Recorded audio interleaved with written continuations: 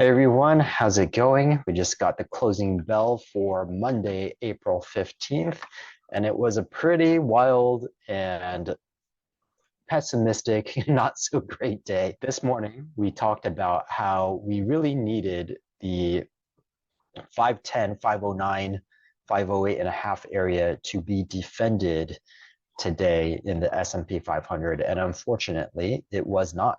We came down. We bounced a tiny bit and then we came down. We floated around this 512. It looked like we might be able to hold it. But once we broke through that, we just very quickly broke through 510, 509, 508. Once we got down below 508 and a half, it just kept on going down. So this market got really, really pessimistic. We'll take a close look at everything that's happening, make sure that we have the proper perspective and take everything into context, because it's easy to get afraid. It's easy to get afraid on a day where pretty much it went straight down. So let's just make sure we have the proper perspective and we allocate and shift our portfolios appropriately. When we look at our S&P 500, it did trade back up to that EMA 20 at the beginning, which was, I'm sorry, we opened at the EMA 20 at the beginning, which was positive and good. What we really needed it to do was either move down a little bit and bounce up or just keep on moving higher. And that was my concern this morning. I said I'd be a lot more optimistic if we open lower, because that could indicate that we could bounce and move higher, just like what happened with the Ukrainian war. We gapped down and then we traded higher. This is the exact opposite. We gapped up and we traded lower. That's not great news for us. We broke below that MA50. We said that was probably a low probability event given how high we had moved up in the futures markets pre-market, but it just wasn't enough. We just kept on coming down. Now, if we look at this, this looks like a pretty large red bar. Actually, it's on par with this one, and this was the largest red bar since this uptrend happened. One of these two is the largest, but they're both very similar size. It looks like today might be a tiny bit larger, but I would call that the same size. Looks like we have got decent volume. We are a little bit above the average, and that will only get a little bit higher when we get all the dark pool data. So this is a large bar movement with large volume or above average volume, just like this one was. This one we came down, we bounced back up, hit that uptrend line and started to move back down, touched the MA50 and broke through it. So that is down. That is a negative sentiment. We are now outside of our box to the downside. So again, negative sentiment. Are we going to fall straight down from here? Probably not. Well, with a big down day like this, most likely we are going to have a little bit of recovery, just like we did the day after this was 2 Fridays ago. It did come back up and touch this trend line. So my expectation for tomorrow is that we can recover a little bit and touch that MA50 or get close to it, at least sometime during the day. It doesn't mean that we'll end there like we did on this day, but at least sometime during the day, we should be able to recover, get kind of close to that MA50, if not touch it. And then we'll see from there. Then the more likely move is downward, at least to this horizontal support that we talked about in the weekly market review. And then if we break that, then we come down here. If we come down to this purple line, that should be about a 5% move. And then we will finally have gotten to our first pullback of the year. It could keep on going and could turn into a 10% correction. But for now, it is looking very, very, very likely that we're going to have that pullback down to that 5% line. Sorry, pullback. I was going to say MA something, but it's not associated with the moving average. This is simply the 5% pullback that we've been anticipating for a very long time now. So looks like we finally got it. But what do we do from here? How do we, if we got caught off guard, if we didn't have our hedges in place, if our portfolio was pointed in the wrong direction, how do we recover and how do we get back on track? Well, the good news is that even if you lost some value over here, you made some losses, that profit to the downside is much faster than profit to the upside generally, usually 3 to 4 times faster. So this loss that we made right here, it should be pretty easy or pretty quick for us to make up for it as long as we can catch a directional move. Tomorrow, if we do get that bounce near that MA50, that is a great opportunity for us to get short. And then as we move down towards this first level of support, that is a very short-term opportunity for us to make a quick profit and make up for the losses that we've experienced. So you may want to, if you have longs, you would try to target that MA50 area for the close to get out of your long, so recover a little bit of your losses, and then find appropriate shorts to come down. Now, we don't want to make a mistake. So if we were here and we said, hey, I didn't have a profit, I didn't have a pair trade on, I didn't have a hedge on, and so I got caught in this downward movement and it hurt my portfolio. Well, we don't want that to happen again, because what if it bounces and goes higher? That's not completely out of the question. It is a somewhat lower probability event right now, but it is possible.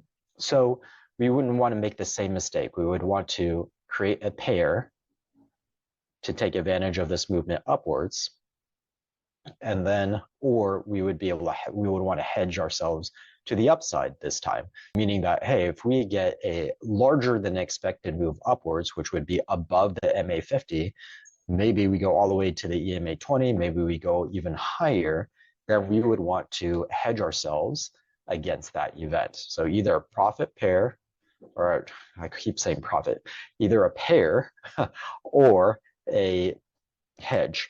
Either one would be appropriate. Now let's take a look at all the other indications that we might be bouncing or we might be headed lower.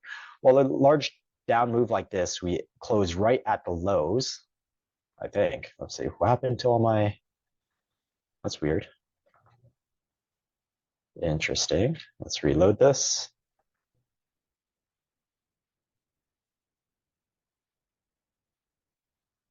Okay, so when we go and we've closed pretty much at the low is 503.58.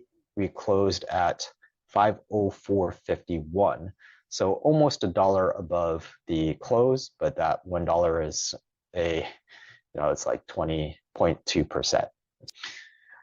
When we close at the low like this, the tendency is to have a bounce, especially on a large movement day. So just this previous large bar right here is a good indicator of that.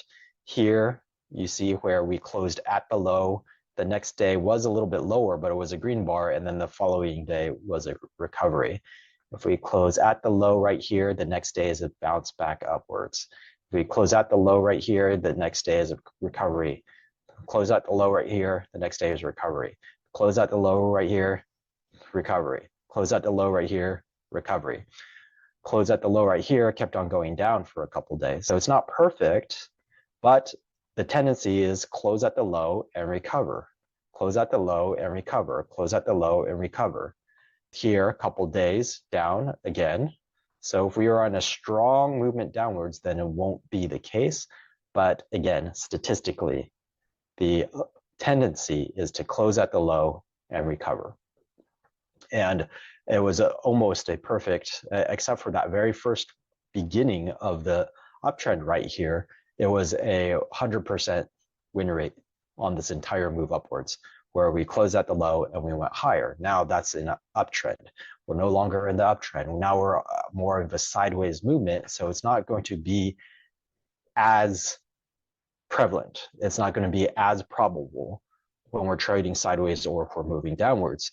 So we want to be careful. We want to say, oh, okay, that has a great track record recently. We want to be aware of the full situation.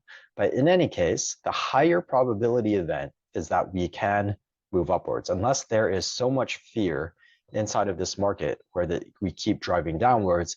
The good news is that there is a support relatively close. So you could and should bounce from there. And it would be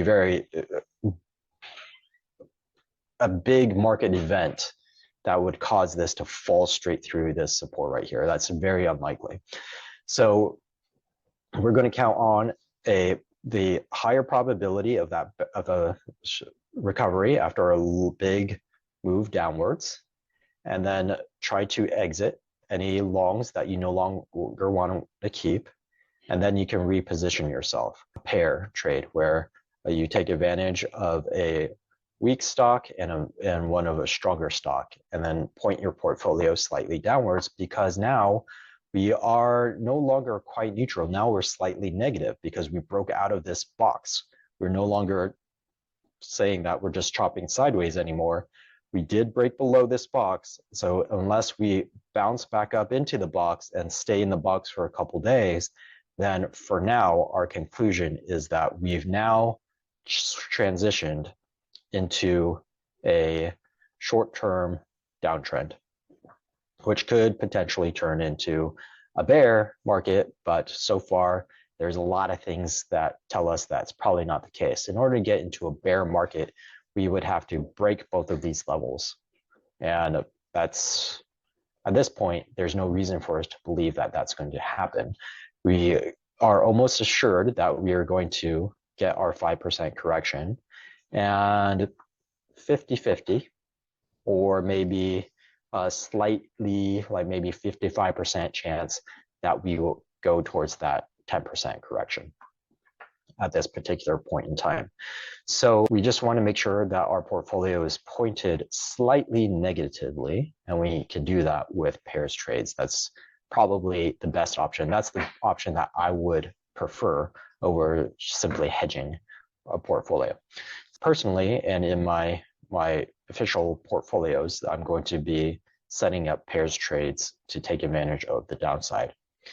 Well, let's see if there's anything else. We want to look at a broader market. Let's first take a look at what happened in the dollar. The dollar continued to move upwards. That's going to put pressure on the stock market. This is moving up fast, so that'll definitely put a lot of pressure on the market. TLT continued to move downwards. It did, I guess it managed to pop back up above this trend line right here. So we'll see if it manages to bounce back up off of this channel. That's good news for our position, that this is probably going to bounce back up, maybe up to that MA50 or EMA20 for a recovery after the big down day. TLT is showing us the potential for that to happen. That makes us a little bit more comfortable. However, this is not great for the stock market if this keeps on moving downwards. If it can bounce back up, then we can get a little bit of a recovery and then repoint our portfolios. Let's take a look at VIX. VIX spiked up and stayed higher. Now we're at 19. This is a level that for a couple weeks now I've been saying let's watch very carefully if we hit this level, because if we do, then that would be a break to the downside and we would start looking at a downtrend rather than a sideways moving trend. So we got it, and this is really looking like that's exactly what is developing. It's just that we're not expecting it to go straight down. We're expecting a little bit of a recovery and then back. If I look back at that SPY, one thing to keep into perspective though, even though this is a large bar, this was a large bar, what I like to point out is that this downward movement was 1.22%. Kind of normal. This downward movement is 1.22%. So there's no reason to panic right here. Why do I say that? Let's take a look at these other recent moves. This move upward, see these moves upwards, 1%, 1.31%. This one was 0.92%. This one was 1.25%. This one was 1.38%. This one was 1.92%. All of these are around 1, then some of them are close to 2%. So a 1 to 2% move on the S&P 500 is not a big deal. It is a very, very common occurrence. Let's look at some of these downward movements. that we had on the way up, okay? So this one was 0.4, this was 0.78, this one was 1.39. This move downwards, 1.39%, visually, it doesn't look that bad. It's 1.39%. That's larger than this move right here, 1.25%. This move downward is larger than this move downwards. No one panicked here. There's no reason to panic here. Now, this is more pessimistic right now because this had just fell down into the EMA support, whereas this one broke the MA50. So yeah, this is a more negative movement than this, but size-wise, this one moved less than this one. It's a larger bar because percentage-wise, this started from a higher value, so 1.25% is 6.40, and this one, 1.39% is actually 6.58. This is still a larger move downwards, even if I look at an absolute value, than this one is right here. Both on a percentage basis and an absolute value, this is not such an extreme. The bar looks bigger. That's probably an optical illusion because this movement is larger. From this top of this green bar to the bottom of this red bar, that was 6.5. Okay, from the top of, the bottom of this where we closed yesterday down to where we are, that is only a 6.40 move, smaller move. It looks like a bigger move because we gapped up and then moved down. So the range of today is probably larger. So the range 515.3 minus 504.45, that is almost 11. That's like 10.9-ish, 10.85. And then this one was the range is 475 to 467. So it's about 8. That's why this looks like a worse move. But again, we want to take perspective. This move, absolute value and percentage wise, was bigger than this move. Let's see about another one right here. On an absolute value, this one moved 8.01 for 1.63% move. That is much larger than 6.4 and 1.25%. This move downward was much more extreme than this move right here today that we just experienced. There's no reason to panic. No one panicked here.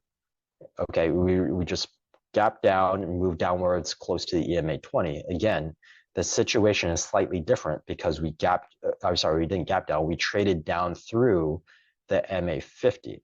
So that is worse news, but this is a worse move. So there's no reason to panic. This is a normal move. It's a normal break of the MA 50. This is what I call a orderly market movement. It's not a surprise market movement. It's not a crazy market movement. It's not a panic market movement. It is a normal movement below that broke a support. And now our situation's changed. It looks like that we are going to go in a short to medium term downtrend, and it is probably going to last. Well, if we bounce off of this and just have a 5% correction, it's only going to last for 1 or 2 weeks. If we come down to here and go to a 10% correction, then it could last a month to 2 months. And generally, seasonally, April and May are weaker months of the year, especially on election years. Our expectation is that, yeah, it should kind of come down to here or maybe come down to here in April and May, and then move upwards. There's no reason yet for us to believe in a bear market. 2024 is still very much looking like a bull market. And so we get a 10% correction, and then we continue to move upwards into elections. That would be normal, and that would be actually very positive. No reason to panic again. This is normal, orderly market movement, breaking of a support, starting to be the beginning of a trend from up to sideways to down. We're just catching that movement right now. So let's not panic. Let's not allow any news headlines to alter our perspective. Let's just take it for it is, what the real situation is, and that is normal market movement downwards. And it's a signal that we should start moving our portfolios to a slightly bearish position. So VIX, let's look at our CPC. CPC is at 0.85, so not at an extreme. The previous day was at 0.68. That was an extreme, so that would have been an indicator that we might move down today, but we didn't look at that earlier. But today, we're fine. There's no signal, no indicate, no information from this CPC movement. Let's take a look at our sectors and see what held on, what actually did, if any sectors did that, because that could help us get an idea of where markets are moving. Today, only silver and gold, they're the only ones that are up. This is a defensive protectionary movement outside of the equities markets, meaning that you couldn't find any protection anywhere in the equity markets because people sold out of even consumer staples and healthcare, although not that much comparatively. They did act as a buffer, and they did act as a safer haven than any of the other sectors, but they still went down a little bit. Gold and silver actually went up. There's money movement out of the stock market and into safe havens like gold and silver, which is interesting. So we took a look at gold this morning. Okay, so basically it came down, touched this EMA8 and popped right back up. This was an excellent entry point today for a potential gold super trend. And we looked at last week, I think it was, about a potential gold super trend, like a longer term movement upwards. There will be corrections along the way. That's okay. There's probably going to be a correction here soon, somewhat soon. That's okay. So on a longer term basis, that trade that we're talking about, like a 1%, rolling 1% extrinsic value on a monthly expiration, that is still looking really, really good right now. The sectors, safer sectors, VPB fell less, F fell less. We've been having bank earnings coming out, and they've been all demonstrating really strong earnings. So it's looking like F might hold up quite well because the earnings keep on coming out pretty well. It's just getting swamped by the overall market direction. Dow Jones down 0.66%. Okay, so this is the opposite. It looks like we are starting to reestablish. This morning, we were talking about how the gap between the Dow Jones and the QQQ had to close. Like we have diverging movement with that did not make sense in the direction that didn't make sense. If we had diverging movement in the opposite direction where the Dow Jones is moving up and the QQQ is moving down, that's more normal. When we had that weird anomalous divergence, that has to correct itself. And it's looking like today helped a little bit in correcting itself, because now the Dow has only moved down 0.67% and the QQQ moved 1.65%. So the gap between the two, even though both moved down, the QQQ moved down significantly more, almost 3 times as much. So the gap between the two has closed somewhat. And we're going to look for that relationship to continue to close that gap.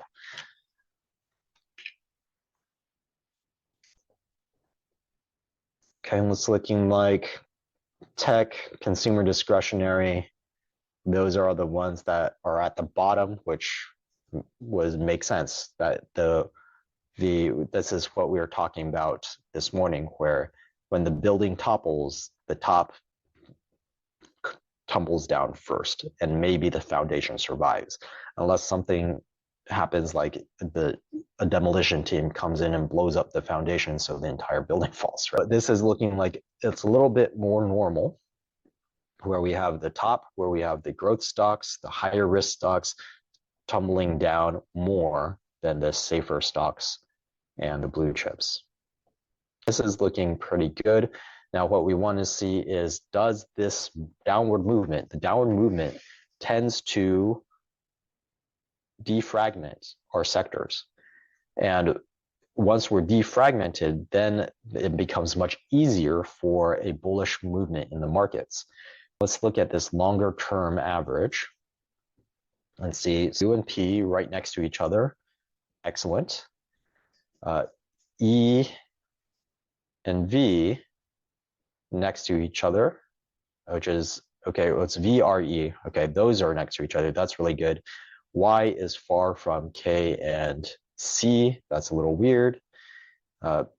B is technically 1 away from I, because normally we don't consider these other sectors.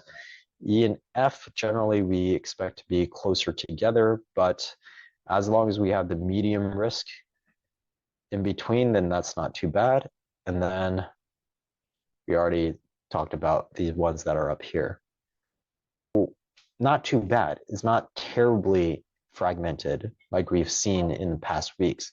Looks like we're starting to get some orderliness. Once we get more orderliness or complete order, then we can expect that we'll have a bounce. On the S&P, that might happen at this 5% correction, could happen at the 10% correction, but everything is lining up. The picture is starting to make sense. And the picture is saying, in the short term, it's looking like we are transitioning into that downward movement, that downtrend. Sort of like this. We had a nice long uptrend, then we had a downtrend that wasn't quite as long and did not undo the entire movement upwards. And then we had a nice long uptrend. Looks like that is ending, and then we're going to go to a downtrend for a little while, maybe to this 10% correction. Let's see how big this correction was. A little over 10%. Let me get a more accurate. Yeah, 10.88%, 10.99%. So roughly 11%. We come down here, we come down to where that MA200 is right now. That would be an appropriate move. That'd be completely normal. Normal market rhythm. Though, don't buy into, hey, there's war in the Middle East, or it's escalating in the Middle East, or any of that stuff. That might be the excuse. But so far, the market is operating through normal market rhythms. And any force that is being exerted by something like geopolitical news or by the Fed or all of that, it's getting swamped. It's basically negligible in the movement of the overall natural forces. It's sort of like saying, oh, my ocean currents are my ocean currents. It doesn't matter that I have a nuclear submarine riding through it at high speed. Maybe it'll create some eddies and disrupt the current slightly, but overall the ocean currents are the ocean currents. It's not going to do much for it. Every once in a while, we might do something weird, like, I don't know, drop a bomb in the ocean, do some bomb tests, and that'll disrupt the currents for a few minutes or a couple hours, but then the ocean currents come back. This is the ocean current. Up, then down, up, and now starting to come down. That's perfectly normal, perfectly expected. And we're not going to worry. So now that we're seeing that the market forces, the natural market forces right now are much stronger and are able to completely overwhelm any outside forces like the geopolitical stuff. Now we can say, you know what, we're going to ignore that for now until that noise gets bigger. But for now, we can just go by our normal market movement, and that is telling us technical analysis. That is telling us, hey, we just transitioned out. It looks like we're about to transition out of this neutral sideways movement into a downward movement. Okay. There was one more thing I wanted to look at, and I am blanking on right now.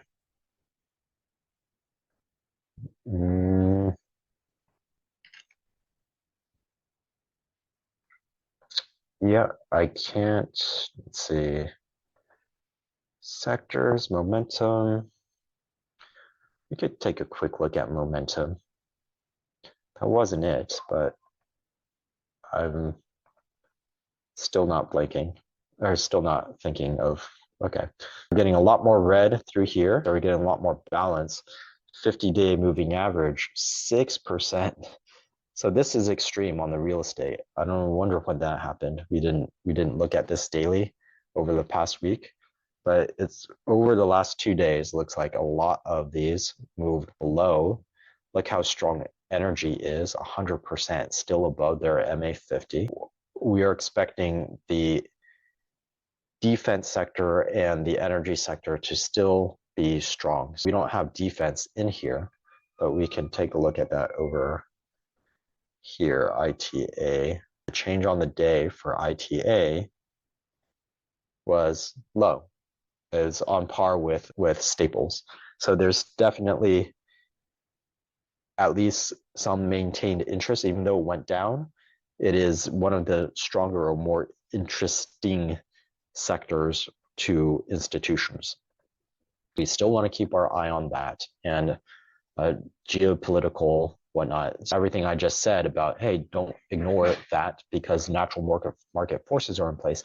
Yes, that's for the entire market, but we still want to look for pockets of interest, money flow in and out of particular sectors. So that's looking like energy and defense are still very good places to look.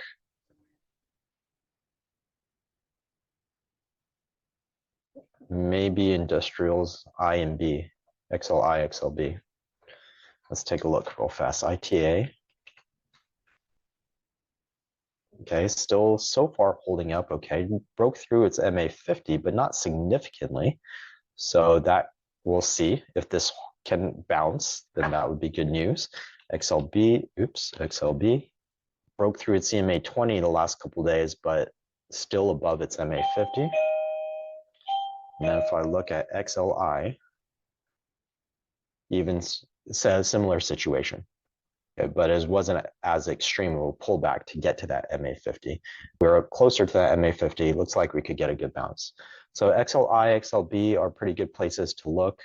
ITA or the defense sector and energies are good places to look for a bullish position. So we want to pair up bullish positions with bearish positions. We want those pairs, however, to be correlated. It's easier to do that within sectors, but we could cross sectors as long as there is a convincing relationship and correlation between those two. So that's where we'll be looking.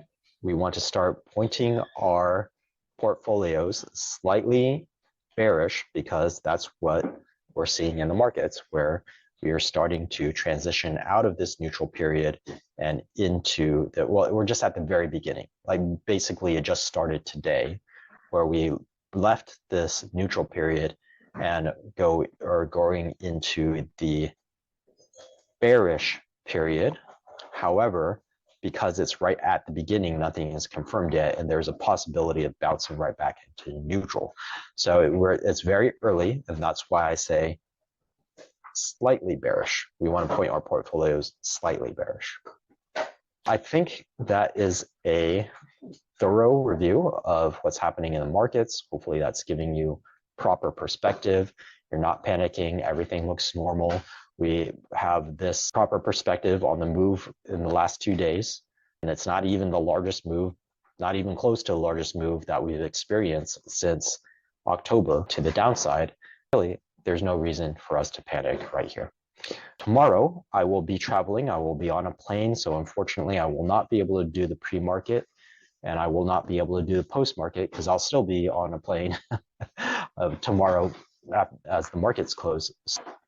I will, hopefully, I'm not 100% sure yet, but hopefully I will be able to do the pre-market session on Wednesday. And then I will be able to do the post-market session on Wednesday.